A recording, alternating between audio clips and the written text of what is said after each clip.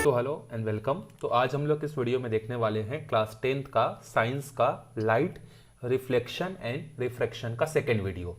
ठीक है, तो इसके पहले वाले वीडियो में हमने बेसिक चीज देख लिया था कि रिफ्लेक्शन क्या होता है, what are the laws of reflection, ये हमने देख लिया था। उसके बाद इमेज बनाने के लिए हमें क्या क्या बातों का ध्यान रखना है, किन किन बातों का ध्यान रखना है, वो भी हमने देख लिया था। ठीक है, अब उसी के बेसिस पर जो है अब हम लोग क्या करेंगे, इमेज का फॉर्मेशन करना सीखेंगे। ठीक है, तो अब आगे देखते हैं हम लोग व्हाट इमेज फॉर्मेशन। ठीक है, क्या देखेंगे हम लोग, इमेज फॉर्मेशन। तो इमेज का फॉर्मेशन किस तरीके से करना है हमें, वो हम लोग आज जो है देखने वाले हैं। ठीक है, तो इमेज का फॉर्मेशन कैसे होता है उसके बारे में देखते हैं। देखो, पहले हम लोग कॉनकेव के लिए देखेंगे, कॉन्वेक्स के लिए आप सेम जो है बना सकते हो। तो ये रहा हमारा प्रिंसिपल एक्सिस। ठीक है, अब देखो ये जो प्रिंसिपल एक्सिस है इस पर हमारे पास ये मान लो एक कॉनकेव मिरर है। ठीक है, तो हम लोग कॉनकेव का एग्जांपल लेके समझ रहे हैं, ये हो गया हमारा कॉनकेव। ठीक है, ये जो सेंटर पार्ट है इसको क्या बोलते हैं हम लोग, इसको पोल बोलते हैं। मान लेते हैं कि यहां पर जो है इसका क्या है, रेडियस है, और रेडियस के जस्ट हाफ पर क्या होगा, फोकस होगा। पहला कंडीशन है जब ऑब्जेक्ट हमारा कहां पर हो, ऑब्जेक्ट एट इंफिनिटी। जब हमारा ऑब्जेक्ट इंफिनिटी पर होगा तो देखो इंफिनिटी से आने वाले सारे के सारे लाइट रेज जो होते हैं ना, वो सारे के सारे क्या होते हैं, पैरेलल टू प्रिंसिपल एक्सिस होते हैं।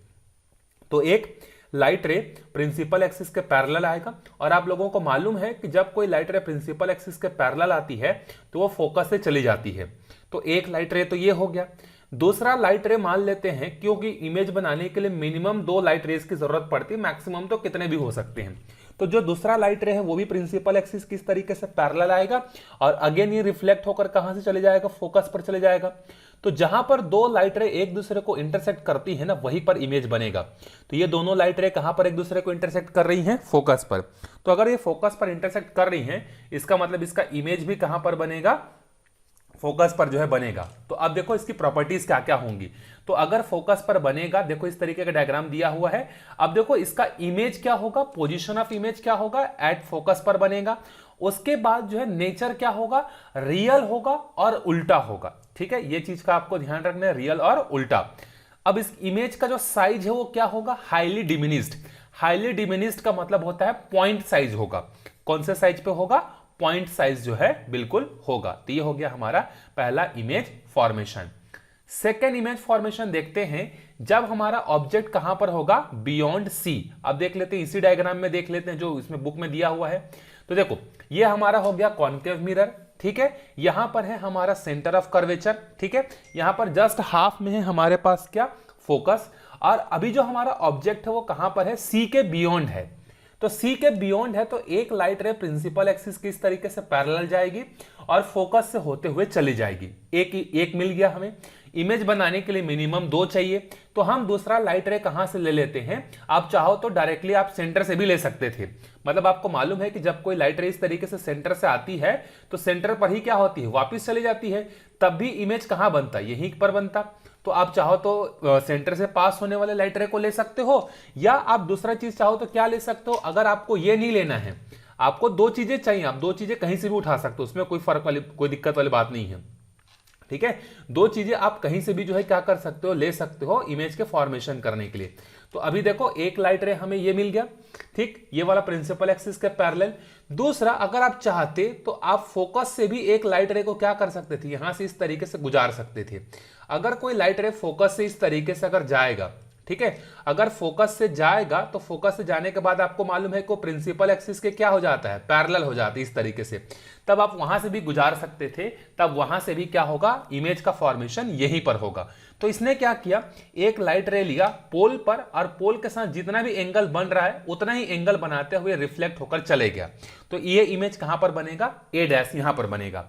तो अब देखो इसकी प्रॉपर्टी क्या होगी, ये उल्टा बना हुआ है। ठीक है, तो पोजीशन ऑफ इमेज कहां पर बन रहा है, देखो इमेज का पोजीशन कहां पर हो रहा है। अब देखो जैसे जैसे ऑब्जेक्ट जो है वो मिरर के पास आते जाता है ना, उसके बाद इमेज जो होता है वो मिरर से दूर जाने लगता है। देखो पहले जब इंफिनिटी पर था, बहुत दूर था, तो फोकस पर बना। इन्फिनिटी से सी के पास आ गया तो इमेज कहां बना, फोकस से दूर बना। तो जैसे जैसे ऑब्जेक्ट नजदीक आते जाता है इमेज दूर बनते जाता है। तो अभी ऑब्जेक्ट बियॉन्ड सी है तो हमारा इमेज कहां पर बना है, बिटवीन सी एंड एफ बना हुआ है, सी और एफ के बीच में बना हुआ है। अब इसका नेचर कैसा है, रियल है। क्यों, क्योंकि दो रे एक दूसरे को काट रही हैं, हमें फील नहीं हो रहा है, एक्चुअल में दो जो है एक दूसरे को क्या कर रही, काट रही हैं, ठीक है। और साइज ऑफ इमेज कैसा है, ऑब्जेक्ट के कंपैरिजन में छोटा है। देखो ऑब्जेक्ट हमारा इतना बड़ा है, ये थोड़ा सा छोटा है। आई होप आपको समझ में आ गया होगा सेकंड का फॉर्मेशन। अगला है जब हमारा ऑब्जेक्ट कहां पर हो, एग्जैक्ट सेंटर पर हो। तो सेंटर पर एक ऑब्जेक्ट है, एक लाइट रे हमने लिया प्रिंसिपल एक्सिस के पैरेलल जो कि फोकस से होकर चला गया, दूसरा लाइट रे हमने लिया फोकस से लिया तो ये प्रिंसिपल एक्सिस के पैरेलल हो गया। ये दोनों यहां पर एक दूसरे को इंटरसेक्ट कर रही है, इसीलिए इसका इमेज क्या बनेगा, सेंटर के जस्ट नीचे बनेगा और सेम साइज का बनेगा और उल्टा बनेगा, ठीक है। देखो इमेज कहां पर बना, सी पर, और इमेज का जो नेचर है वो कैसा है, रियल है लेकिन उल्टा है, लेकिन सेम साइज का है, ठीक है। सेम साइज का है मतलब समझ में आ गया ना, जितना बड़ा ऑब्जेक्ट है उतना ही बड़ा जो है क्या बनेगा, उतना ही बड़ा जो है इमेज बनेगा। जैसे प्लेन मिरर में होता है बिल्कुल वैसा ही कंडीशन यहां पर भी होगी। अब देखते हैं नेक्स्ट सिचुएशन क्या। नेक्स्ट कंडीशन है जब हमारा ऑब्जेक्ट कहां पर होगा, बिटवीन सी एंड एफ। देखो ऑब्जेक्ट अब मिरर के और नजदीक आते जा रहा है ना, पहले सी इंफिनिटी पर था, फिर बिटवीन सी, बियॉन्ड सी आया, फिर सी पर आया, अब देखो सी और एफ के बीच में है। तो जब सी और एफ के बीच में होगा तो देखो एक लाइट रे प्रिंसिपल एक्सिस के पैरेलल जाएगा, फोकस से चला जाएगा, दूसरा लाइट रे पोल पर हमने लिया आई एंगल बनाते हुए तो ये आर एंगल बनाते हुए चले जाएगा। तो अब जो ऑब्जेक्ट बनेगा वो कैसा होगा, बियॉन्ड द सी बनेगा, सी के बियॉन्ड बनेगा, और साइज कैसा रहेगा, बहुत बड़ा रहेगा, इनलार्ज होगा, ऑब्जेक्ट के कंपैरिजन में बड़ा बनेगा। फिर इसका नेचर कैसा होगा, रियल होगा और इन्वर्टेड होगा। ये हो गया इसका। अब नेक्स्ट कंडीशन है जब हमारा ऑब्जेक्ट एग्जैक्टली कहां पर हो, फोकस पर हो। तो एक लाइट रे प्रिंसिपल एक्सिस के पैरेलल गया और वो फोकस से ही होता हुआ चला गया, दूसरा लाइट रे आई एंगल बनाते हुए पोल पर आया और आर एंगल बनाते, उतना ही एंगल आर बनाते हुए चले जाएगा। अब देखो ये दोनों लाइट रे एक दूसरे को कहीं पर मिल रही हैं क्या, बिल्कुल नहीं मिल रही हैं। ये कहां पर मिलेंगी, इंफिनिटी पर। तो जब ऑब्जेक्ट फोकस पर होता है तो इमेज इंफिनिटी पर बनता है, और जब ऑब्जेक्ट इंफिनिटी पर होता है तो इमेज कहां बनता है, फोकस पर बनता है, ठीक है। ये हो गया दूसरा। तो पोजीशन क्या है, एट इंफिनिटी है, इमेज कहां पर बना, हाईली इनलार्ज बना, इमेज इंफिनिटी पर बना हुआ है, और नेचर कैसा, रियल और इन्वर्टेड है, उल्टा है।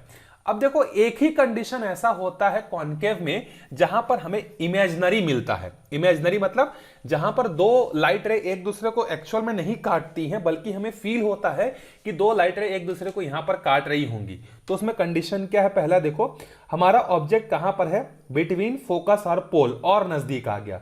तो ये भी यहां पर बिटवीन फोकस और पोल पे रखा हुआ है, एक लाइट रे प्रिंसिपल एक्सिस के पैरेलल आया, फोकस से होता हुआ चला गया, दूसरा लाइट रे पोल पर आई एंगल से इंसिडेंट हुआ, आर एंगल से चला गया। अब देखो ये दोनों लाइट रे हमें एक दूसरे को यहां से जब हम लोग देखेंगे ना, अपना आंख को लगाकर देखेंगे यहां पर, तो हमें क्या फील होगा कि ये लाइट रे पीछे एक्सटेंड हुआ है, ये लाइट रे भी पीछे एक्सटेंड हुआ है, और ये दोनों यहां पर एक दूसरे को काट रही हैं, और ऑब्जेक्ट जो बनेगा, इमेज बनेगा ऑब्जेक्ट का, वो इतना बड़ा बनेगा, ठीक है। तो एक ही कंडीशन है जहां पर जो रियल इमेज नहीं बनता है, वर्चुअल बनता है। वर्चुअल मतलब समझ में आया, हमें देखते हुए ऐसा फील होता है कि इमेज बन रहा होगा। तो नेचर कैसा है, वर्चुअल और सीधा है, बाकी सब में उल्टा है। और इमेज कैसा बना, बिहाइंड द मिरर, और कैसा बना, इनलार्ज बना। यह है हमारा कॉन्केव का। बाकी सारे के सारे आप जो है कॉन्वेक्स के लिए देख सकते हो, यहां पर डायग्राम बना के दिया हुआ है कि कॉन्वेक्स में जो है क्या क्या कंडीशन होती हैं। सेम इसी तरीके से आप कॉन्वेक्स का भी जो है क्या कर सकते हो, बना सकते हो। इसमें सारा चीजें आपको क्या दिखेगी, एकदम वर्चुअल दिखेगी, ठीक है, रियल नहीं दिखेगी और सीधी दिखेगी। अब देखते हैं इनके यूजेस क्या क्या होते हैं, use of concave and convex mirror. देखो कॉन्केव मतलब क्या होता है, जो लाइट्स ले को क्या करता है, एक जगह पर कंसंट्रेट करता है। तो used in the torches, search light and headlight of the vehicle. अगर हमें टॉर्च बनाना है, क्योंकि टॉर्च हम लोग क्यों बनाते हैं, ताकि दूर तक रोशनी जा सके। और दूर तक रोशनी कब जाएगी, जब सारी लाइटें आगे क्या करेंगी, एक दूसरे पर पैरेलल आएंगी और एक पॉइंट पर जाकर फोकस हो जाएंगी। तो इसीलिए टॉर्चेस पे यूज करते हैं। इसके अलावा सर्च लाइट पर भी यूज करते हैं, हेडलाइट ऑफ व्हीकल पर भी यूज करते हैं, क्योंकि सारे के सारे लाइट रे एक ही जगह पर इस तरीके से जाएंगे और फोकस होंगे ना, तो दूर की चीजें हमें दिख जाएगी, इसके लिए यूज करते हैं। इसके अलावा to see large image of face as a washing mirror. जब सेविंग करते हैं हम लोग, तो सेविंग करते समय भी हम लोग कॉनकेव का भी यूज करते हैं, क्योंकि कॉनकेव हमें बड़ा इमेज देता है।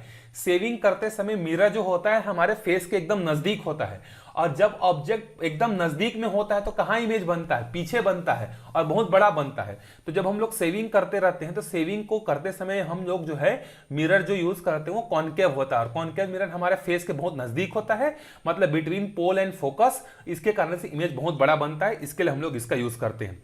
इसके अलावा जो डेंटिस्ट होते हैं दांत को बड़ा करके देखने के लिए यूज होता है। Large concave mirror used to focus sunlight in solar furnace, solar furnace में भी यूज होता है। कॉन्वेक्स का कहां पर यूज होता है, व्हीकल्स के जो मिरर होते हैं, साइड मिरर होते हैं, देखोगे आपके बाइक के कार के साइड में रहता है ना साइड मिरर, तो साइड में जो है इसका यूज जो है होता है।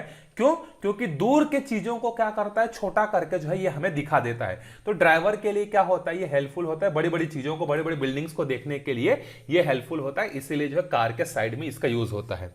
अब आगे देखते हैं साइन कन्वेंशन। जब हम न्यूमेरिकल सॉल्व करते हैं तो क्या क्या साइन लेते हैं। तो ये देखो, ये मान लो आपका पोल है, पोल के लेफ्ट साइड, पोल के राइट साइड, पोल के ऊपर, पोल के नीचे। तो पोल से जब हम लोग लेफ्ट हैंड साइड में जाता डिस्टेंस मेजरमेंट करते हैं, या लेफ्ट हैंड साइड में जो भी डिस्टेंस होता है वो नेगेटिव होता है। पोल के राइट हैंड साइड का सिस्टम पॉजिटिव होता है। पोल के ऊपर के सारे डिस्टेंसेस पॉजिटिव होते हैं और पोल के नीचे के सारे डिस्टेंसेस क्या होते हैं, नेगेटिव होते हैं। जैसा आप मैथ्स में क्वाड्रेंट सिस्टम पढ़ते हो ना, सिमिलरली उसी तरीके का क्वाड्रेंट सिस्टम जो है यहां पर, कार्टेशियन सिस्टम जो है यहां पर चलता है। ठीक है, इसके बाद थोड़ा सा देख लेते हैं हम लोग मिरर फार्मूला क्या होता है। मिरर फार्मूला क्या होता है, अच्छा एफ क्या होता है, अब यू और वी क्या होता है, ये सब यहां पे दिया भी हुआ है, वैसे भी हम देख लेते हैं। मिरर फार्मूला क्या होता है, 1 अपॉन में F is equal to 1 upon v plus 1 upon u. अब देखो एफ क्या होता है, ये स्मॉल एफ एक्चुअल में। तो जो हमारे पास ये जो पोल होता है ना, पोल से लेके ये जो फोकस के बीच का जो डिस्टेंस होता है जिसको फोकल लेंथ बोलते हैं, तो स्मॉल एफ क्या है, फोकल लेंथ है। अच्छा यू क्या है, अगर ऑब्जेक्ट हमारा यहां पर रखा हुआ है ए बी, तो ऑब्जेक्ट का पोल से जो डिस्टेंस होता है इसको लेते हैं यू। अगर मान लो इमेज पीछे बन रहा है तो इमेज जो होगा ए डैश बी डैश, तो इमेज का पोल से जो डिस्टेंस होता है ये होता है हमारा v। और अगर इमेज नीचे बन रहा है तो नीचे से यहां जो डिस्टेंस होगा ये होगा हमारा v। तो बेसिकली f होता है फोकल लेंथ, u होता है ऑब्जेक्ट का पोल से डिस्टेंस, v होता है इमेज का पोल से डिस्टेंस, और r क्या होता है, रेडियस ऑफ कर्वेचर। तो f और r में क्या रिलेशन होता है, f is equal to r upon में 2। उसके बाद नेक्स्ट है हमारा मैग्निफिकेशन। मैग्निफिकेशन क्या होता है, इट इज द सिंपल सा ratio between height of image and height of object.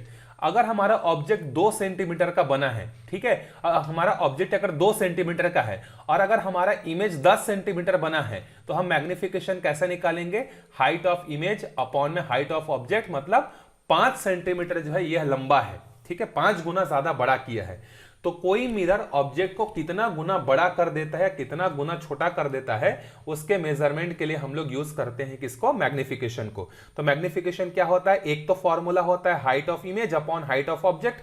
दूसरा डिस्टेंस के टर्म्स में क्या होता है, डिस्टेंस के टर्म्स में होता है कि ऑब्जेक्ट का डिस्टेंस कितना है और इमेज का डिस्टेंस कितना है।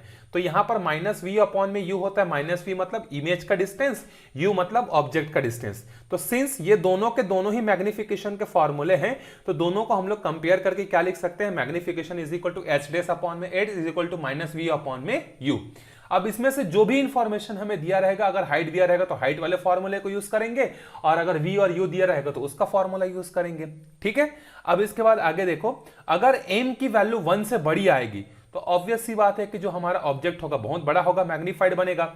अगर m की वैल्यू, मैग्निफिकेशन की वैल्यू 1 आ रही, इसका मतलब जो साइज ऑब्जेक्ट का है वही साइज इमेज का है। अगर m की वैल्यू 1 से छोटी आ रही है, मतलब ऑब्जेक्ट क्या हो चुका है, डिमिनिश जो है हो चुका है। आया समझ में।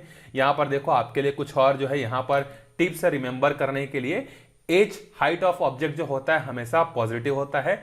इमेज का जो हाइट है, अगर इमेज रियल है तो नेगेटिव होगा, वर्चुअल है तो पॉजिटिव होगा। यू जो होता है वो हमेशा नेगेटिव होता है। क्यों? क्योंकि हमेशा मिरर के लेफ्ट हैंड साइड में ही रहता है ना ऑब्जेक्ट, इसलिए यू ऑलवेज भी नेगेटिव। वी कब पॉजिटिव होता है, जब रियल इमेज बनेगा तो नेगेटिव होगा, वर्चुअल इमेज बनेगा तो पॉजिटिव होगा।